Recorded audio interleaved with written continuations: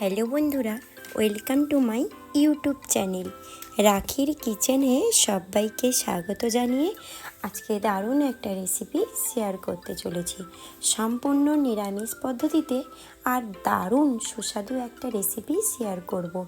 খুবই কম সময়ে আর কম উপকরণে এই রেসিপিটা রেডি হয়ে যাবে, মানে 10 মিনিটেরই রান্না বলতে পারো। যাই হোক, আমি এখানে নিয়েছি দুটো বেগুন, আর বেগুনগুলোকে আমি 4 ভাগে ভাগ করে নেব। আর বেগুনের যে এই যে বোঁখা মানে মুখটা আর কেটে দেব না, মানে কেটে ফেলে দেব না, দেখতে কিন্তু ভালো লাগবে। আর মানে ওই বেগুনের যে বোঁটাটা ধরে বেগুনটাও খেতে কিন্তু ভালো লাগবে। যাই হোক, আজকের রেসিপি বেগুনের সর্ষে পোস্ত। আর এই যে দেখতে পাচ্ছ, বেগুনগুলোকে আমি এইভাবে কেটে নেব। আর কেটে নেওয়ার পরে বেগুনগুলোকে ধুয়ে নেব। আর বেগুনগুলোকে এমনি লবণ আর হলুদ মানে এমনি মাখাতে পারো, কিংবা ভাজার সময়ও কড়াইতে দিয়ে দিতে পারো। যাই হোক, আমার বেগুনগুলো কাটা হয়ে গেছে। এরপরে আমি নেব সর্ষে। এখানে আমি নিয়েছি সাদা সর্ষে, প্রায় ছোটো চামচের 2 চামচ। আর আমি নেব কালো সর্ষে 1 চামচ, আর নেব পোস্ত 2 চামচ, আর নেব রাঁধুনি 1 চামচ। আমি পরিমাণগুলো কিন্তু বলে দিলাম। আর আমার দুটো বেগুনে এই পরিমাণে সর্ষে পোস্ত লেগেছিল, আর দারুণ মেজারমেন্টে রান্নাটা হয়ে গেছিল। তো কম বেশি কোনো হবে না, রান্নাটা কিন্তু খেতে ভালো লাগবে। ব্যাস, এটাকে একটা মিক্সিতে আমি পেস্ট করে নেব। একসঙ্গে ওই উপকরণগুলো নিয়ে নেব।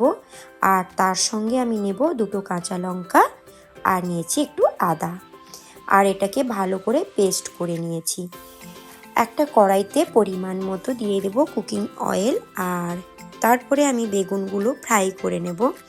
আমি এখানে অল্প অয়েলে দিয়ে এটা রান্না করব। আর তোমরা দেখতে পাচ্ছ আমি অল্পই এখানে অয়েল দিলাম। আর বেগুনগুলো লবণ আর হলুদ দিয়ে আমি কিন্তু ভেজে নেব। পরিমাণ মতো লবণ আর হলুদটা দিতে হবে। আর লবণ আর হলুদটা দিয়ে বেগুনগুলোকে উলট পালট করে আমি ভেজে নেব, যেহেতু এখানে আমি অল্প অয়েল দিয়েছি। আর দুটো বেগুন আমি একসঙ্গে ভেজে নেব। যেহেতু সময়টা খুব কম, তাই আর হাতে সময় না বাড়িয়ে একসঙ্গে বেগুনগুলোকে ভাজাই যাবে, যেহেতু আমি এখানে অয়েলের পরিমাণটা কিন্তু কমিয়ে দিয়েছি। দেখো, বেগুনগুলো কিন্তু আমার সেদ্ধও হয়ে গেছে আর ভাজা হয়ে গেছে। এগুলোকে আমি তুলে নিয়েছি। ব্যাস, মোটামুটি পুরোটা আমি তোলা তোমাদের দেখালাম না, মোটামুটি বেগুনগুলো ভাজা হয়ে গেছে, তুলে নেব। আর ওই কড়াইতে আমি দিলাম কুকিং অয়েল। এখানে আমি কিন্তু সর্ষের তেলও আমি ব্যবহার করলাম না, অল্প পরিমাণ অয়েলটা দিয়েছি। তার সঙ্গে দেব একটা তেজপাতা, আর দিয়েছি ছোটো চামচের 1 চামচ কালো জিরে। গ্যাসের ফ্লেমটা কিন্তু আমি লোতে রেখেছি। ওই তেলে আমি দেব 1 চামচ হলুদ গুঁড়ো, আর দেব 1 চামচ কাশ্মীরি লঙ্কার গুঁড়ো, 1 চামচ জিরে গুঁড়ো, 1 চামচ ধনিয়া গুঁড়ো। আমি কিন্তু ওই তেলেই কিন্তু দেব, কারণ স্মেলটা দারুণ আসবে, কালারটাও খুব সুন্দর চলে আসবে। তারপরে ওইগুলো ওই তেলে ভাজা হয়ে গেলে আমি ওই যে বেটে রাখা পোস্ত, সর্ষে আর রাঁধুনি দিয়ে দেব। আর এইভাবে নাড়াচাড়া করে অল্প আঁচে কষিয়ে নেব। আর তার সঙ্গে সঙ্গে আমি জলটাও দিয়ে দেব। আর এটা ফুটে এলে দিয়ে দেব পরিমাণ মতো লবণ আর একটু চিনি। ব্যাস, মানে স্বাদটা ফিরে আনার জন্য একটু চিনি তো দিতেই হবে। এরপরে মানে ওই যে ঝোলটা যখন ফুটে অল্প হয়ে যাবে, তখনই দিয়ে দেব বেগুন।